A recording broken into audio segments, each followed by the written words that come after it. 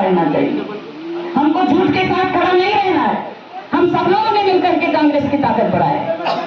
और ऐसे झूठे आदमी अगर आगे और अगर हमारा सिंबल जोड़ के ले गए तो क्या हम उसके साथ हो जाएंगे क्या? बताइए आप, मैं आप ही से पूछना चाहती हूँ। कोई एक भी तो बोले कि आपको झूठ का साथ देना है कि सच का साथ देना है? सच का साथ दो अगर आप चाहोगे, आपकी इच्छा है।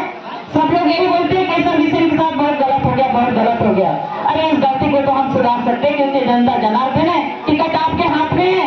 टिकट कोई ऊपर से नहीं आती, जब ऊपर से भी आती तो हमें लोगों को आगे भेजते हैं। टिकट अपने आप में केसर विसेन अपने आप में सिंबल है। जो केसर विसेन के नाम के सामने सिंबल होगा उसी के बटन दबा देना। कोई इसके लिए सिंबल की आवश्यकता नहीं होती है। क्या सच्चा कांग्रेसी है? 2 दिन में उसका डीएनए बदल जाता है।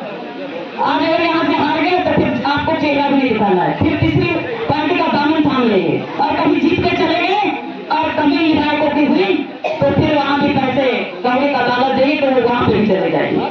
अगर आपको ऐसे लोगों का साथ देना है तो आप बताइए, और नहीं देना है तो आप सच का साथ दीजिए।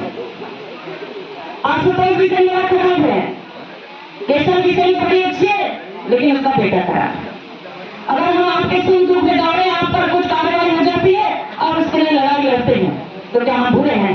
कौन सी गलती हुई है? ये सारी बातें रख रख करके इन्होंने हमारी टिकट को काटने का काम किया है।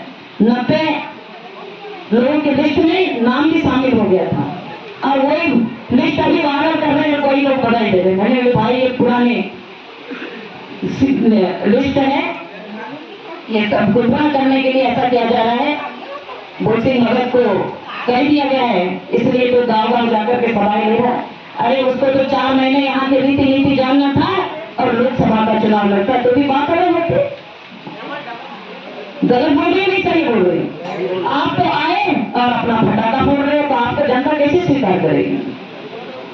उनके मन में कांग्रेस कहीं से कहीं तक नहीं है, निजी स्वार्थ भरा है। अपने स्वार्थ की अगर पूर्ति हो जाएगी तो आपके तरफ झाँक करके भी देखने वाला नहीं है वो इंसान। बदलना आपको है, टिकट की कोई आवश्यकता नहीं होती है। टिकट मिले ना मिले, अगर आपका सहयोग आशीर्वाद इसी प्रकार से बना रहेगा तो निश्चित तौर पर आप विधानसभा तक पहुंचाने का काम करेंगे। आप इतने वर्षों से जिताते आ रहे हैं, आपने कभी विधानसभा में कोई मुद्दा उठाते हुए देखे? अभी राजे सागर बांध का पानी हमारे विधानसभा क्षेत्र में नहीं मिल पा रहा है। कोई विधायक ने इस बात को रखा क्या? आपके किसानों के सुख दुख को कभी समझने का प्रयास किया था? जब वोट आते, जब चुनाव आते हैं तो वोट बदलने के लिए आपके पास पहुंच जाते हैं, लेकिन आपकी बातों को विधानसभा तक पहुंचाने का कभी काम ही नहीं किया।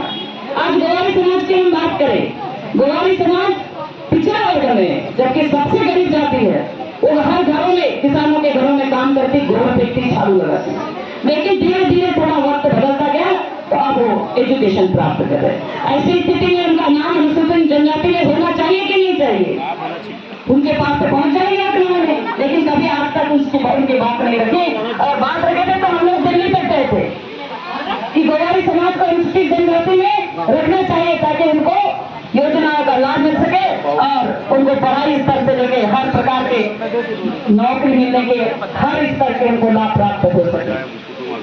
अगर जो आपकी बात को रख सकता है, आपकी बात को पहुंचा सकता है, आपके बीच में बार बार आपके सुख दुख में सम्मिलित हो सकता है, आप ऐसे व्यक्ति का चुनाव करिए।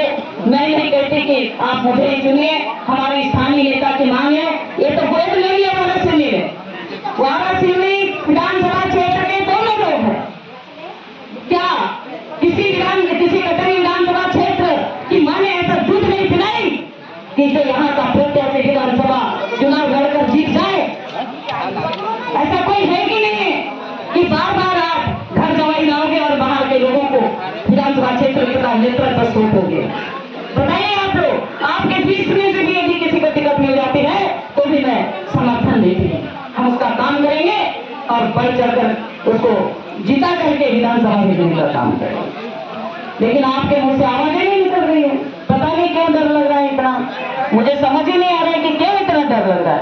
अपने मन के अंदर के डर को निकाल कर फेंकिए, तब तो आपकी जीत है। नहीं तो आप ऐसे ही हारते रहोगे। जीत के भी चले जाएगा तो भी आपकी हार निश्चित होगी। आप देख लेना क्या होगा आपके सामने। जिस पार्टी ने उसको विधायक बनाए, जिस पार्टी ने उसको सांसद बनाए, जो उसका नहीं हो सका तो क्या आपका होएगा? कब आपको धोखा और दगा देकर चले जाएगा तो इस बात का पता भी नहीं चल पाएगा। गलत बोल रही हूं मैं? बताइए। आपको यदि अच्छा लगता है केसर विशेष चुनाव लड़ रहे हैं और जो भी सिंबल मिलेगा उस सिंबल के सामने के बटन आप दबा देना तो निश्चित तौर पर जनता के मन के अंदर जो है कि मेरे साथ गलत हुआ है तो वो सत्य हो जाएगा, क्योंकि सारी बागडोर आपके हाथ में है। कोई आपको वहां देखने नहीं पहुंच रहा है कि आप बटन किसकी दबा रहे हो। अगर आपके मन में भावना है तो निश्चित तौर पर आप एक काम जरूर करेंगे। मैं चाहती हूँ कि आपका प्यार, स्नेह, आशीर्वाद मुझे मिलता रहेगा। मुझे पूरा विश्वास है यहाँ जितने लोग बैठे हैं कि आप, मैं इसी क्षेत्र की बेटी हूँ, इसी क्षेत्र में मेरा संपूर्ण जीवन व्यतीत हुआ है। मैंने तिरोड़ी में 5 साल टाइपिंग इंस्टीट्यूट चलाया। मेरे बच्चों की जन्मभूमि तिरोड़ी है, वही नागपुर गढ़ा है और मेरा नागपुर गढ़ा है बनेरा की मिट्टी में। मैं विद्यालय का संचालन कर रही हूँ। आपके गांव के भी बच्चे मेरे विद्यालय में पढ़े।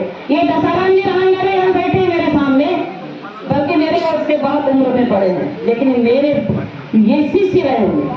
मैंने इनको टाइपिंग सिखाई हूँ। विगत 33-34 वर्षों से विद्यालय का संचालन कर रही हूँ, क्योंकि जो विद्यालय का संचालन करता है वो अच्छे संस्कार देने का काम करता है। जो भी अगर हमारी मेहनत का 25-30% हम जनता के बीच में बांट देते हैं, कोई किसी प्रकार का कमीशन नहीं लेते। आप सभी को मालूम है जिला पंचायत के पास में ऐसी शिक्षा निधि नहीं होती, लेकिन जहाँ भी जैसे बन पड़ती है, जहाँ हमारे लोगों की मांग होती है, बराबर हमारा प्रयास रहता है कि हम उनको सहयोग करें।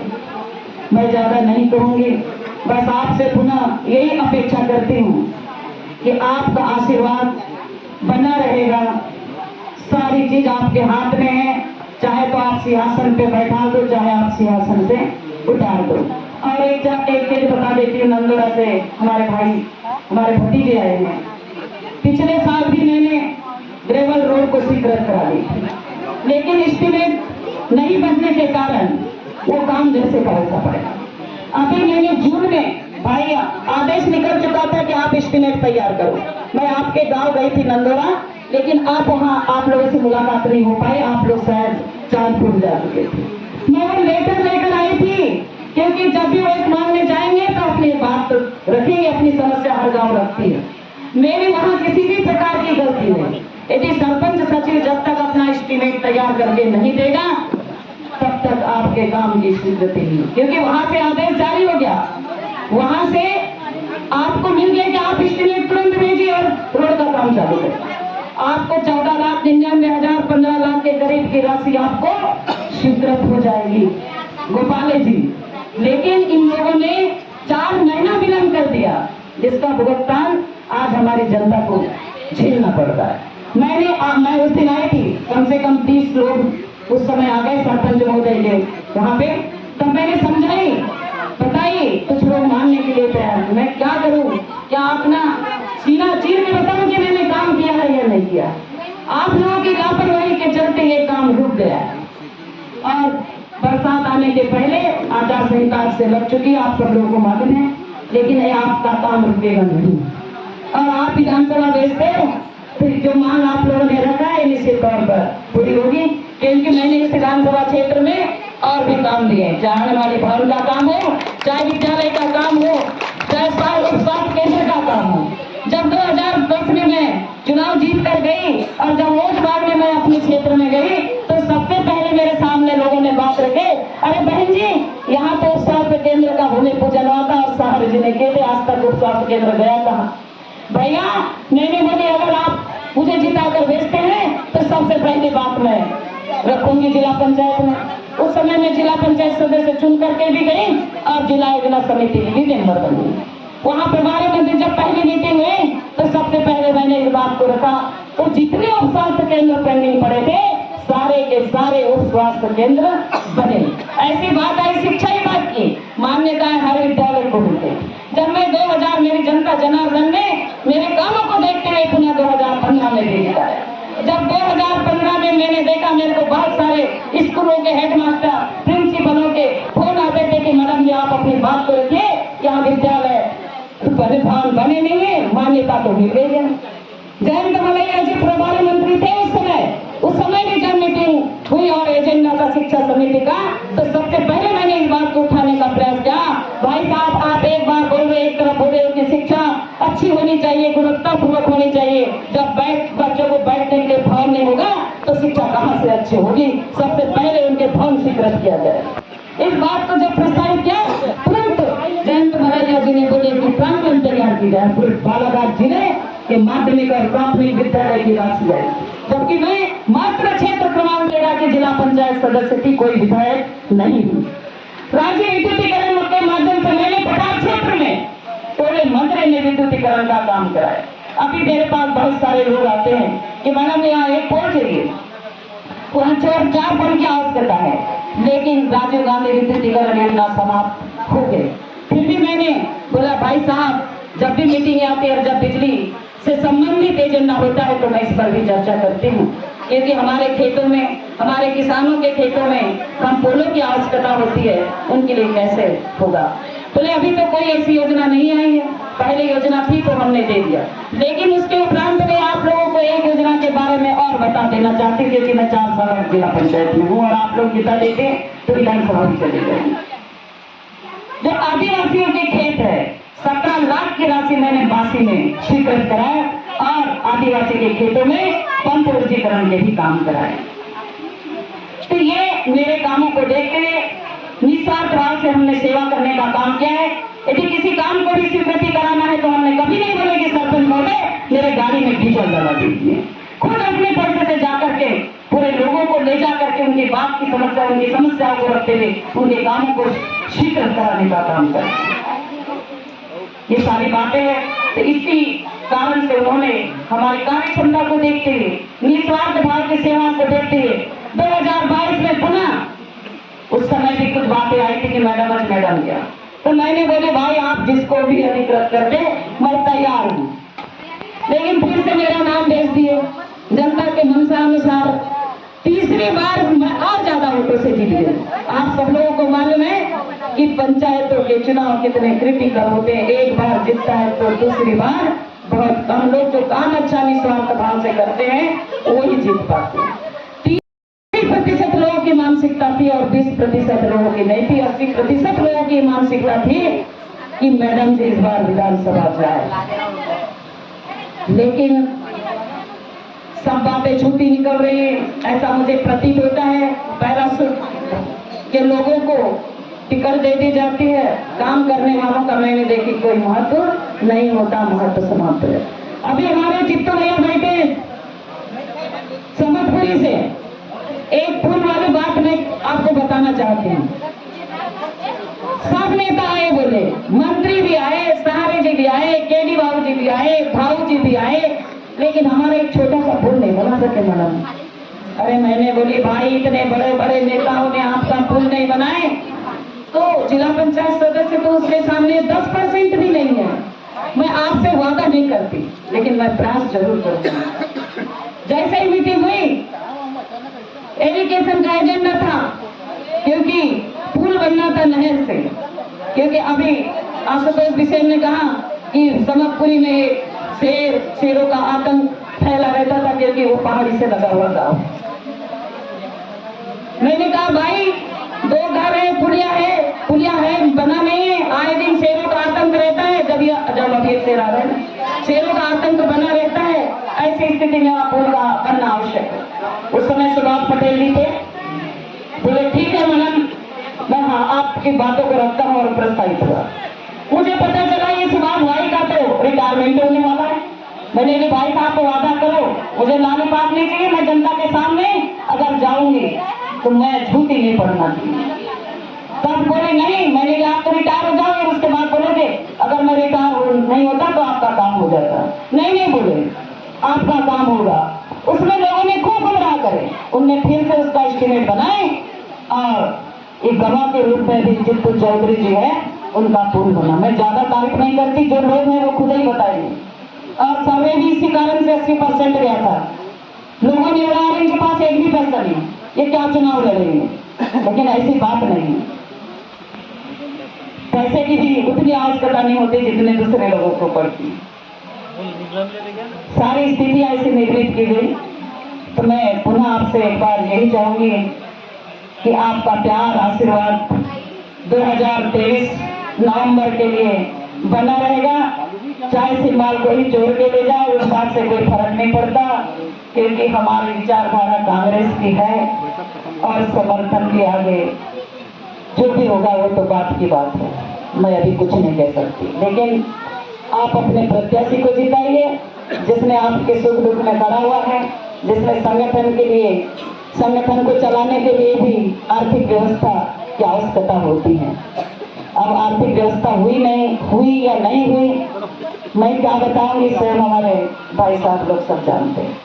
आप लोग यहाँ थोड़ा सा संकल्पित हो जाए कि आपको अपनी बहन को एक बार आशीर्वाद देना है। हार और जीत तो बात का सवाल होता है, लेकिन मेरी सोच कभी नेगेटिव नहीं होती। मैं लड़ाई के मैदान में जाती हूँ तो यही सोच के जाती हूँ कि जीत करके ही आएंगे। धन्यवाद, जय हिंद, जय भारत। और पुनः आप लोगों को इस मंच से मेरा बहुत सारा प्यार, हार्दिक अभिनंदन इसमें, और मेरी नारी शक्ति को भी बहुत बहुत बधाई। वहाँ समस्त मेरे मैंने नाम नहीं ले पाई थी, मैं सीधे बोलना चालू कर दी। आप सभी को मेरा ढेर सारा प्यार और हार्दिक अभिनंदन। लगातार 10-15 वर्षों से आपके बीच आना जाना, किसी कार्यक्रम में बुलाते हैं तो आप कांग्रेस पार्टी के कार्यकर्ता के नाम से, नेता के नाम से, तो आप जिसको केसर भाई बिसेन जी को आप बुलाते हैं और वो आपके बीच में आती है नहीं आती है आपको पता है क्या? इनका भी नाम एक तरफा से चल रहा था कि कांग्रेस टिकट इनको देगी, परंतु आज की डेट में ऐसा लग रहा है कि केसर मैडम जी को टिकट देने के इच्छुक में नहीं है पार्टी। ऐसे स्थिति में हम लोगों को और आप लोगों को क्या करना चाहिए? आप लोग अपनी अपनी राय रखें इस बैठक के माध्यम से।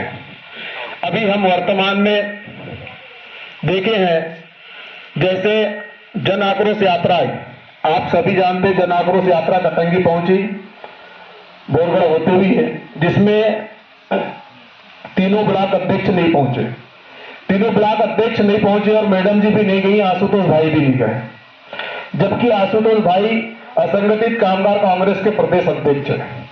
जब भी कोई कार्यक्रम आता था, इसके पहले जब कोई कर्णधार नहीं थे, करने वाले नहीं थे, कांग्रेस के रीति नीति को चलाने वाले नहीं थे, कांग्रेस के लिए भागा दौड़ी करने वाले नहीं थे, हाथ से हाथ जोड़ो अभियान चलाने वाले नहीं थे, हाथ से हाथ मिलाओ अभियान नहीं चलाने वाले थे, भारत जोड़ो यात्रा चलाने वाले कोई नहीं थे।